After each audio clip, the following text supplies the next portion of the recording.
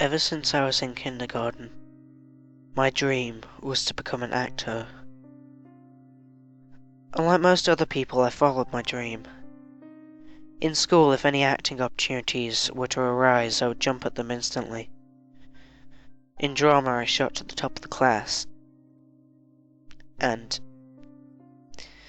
after that, I studied acting for my baccalaureate's degree. I aced it. I lived in Manchester, UK for most of my childhood.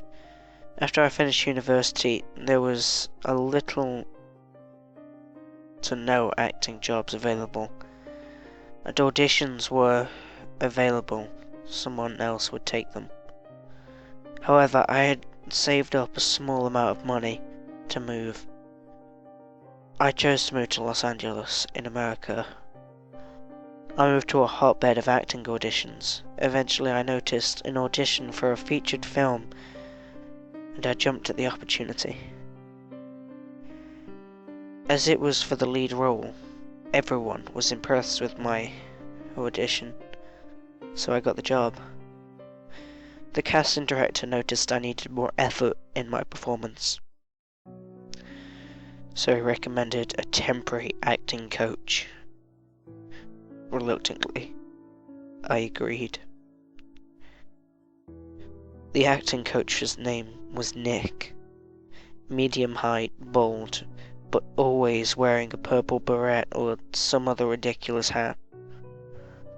He wore thick-framed square glasses, and often wore a checkered shirt. Shouting was his trademark. Whenever I forgot a word or stuttered, he would convolute it into nothing short of a rant. He seemed genuinely angry whenever I made a good old mistake.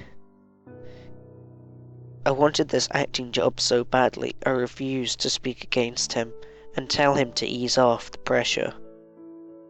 I very quickly became stressed and dreaded going to see him for a session. After a few more sessions, we moved on to emotional acting. It's basically learning how to cry on cue and expressing emotions vividly. He attempted to teach me to cry on cue, but I couldn't. The way most people cry on cue is through remembering an extremely sad event that once happened in their lives, but I had a generally happy childhood. My grandparents died before I was born, and my mother and father lived happily without ever speaking of divorce. When I couldn't cry on cue after several tries, Nick's anger became stronger than I'd ever seen it. He tipped over several chairs and upturned several surrounding desks, and even punched a dent into a nearby metal mesh. He said, "We were so close, and we had to reach this dead end." He added, "I've never failed before, and I don't intend to now. I don't like doing this, but you leave me no choice." I left the session in confusion. I had no idea what he was talking about. But now, I figured it was time to tell the film director I wanted to discontinue these sessions, as it was getting way too much. Next week, after shopping for groceries, I swung my house door open and signed in the doorway. I walked over to my phone to call the director, but as I went to pick up and dial, it rang.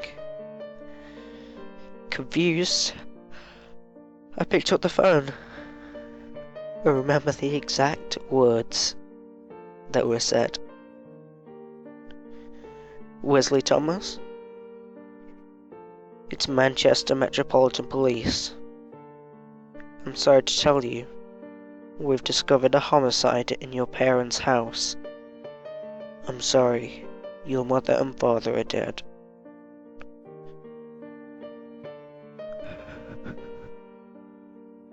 The sessions discontinued. Nick was never arrested, as they had little evidence against him.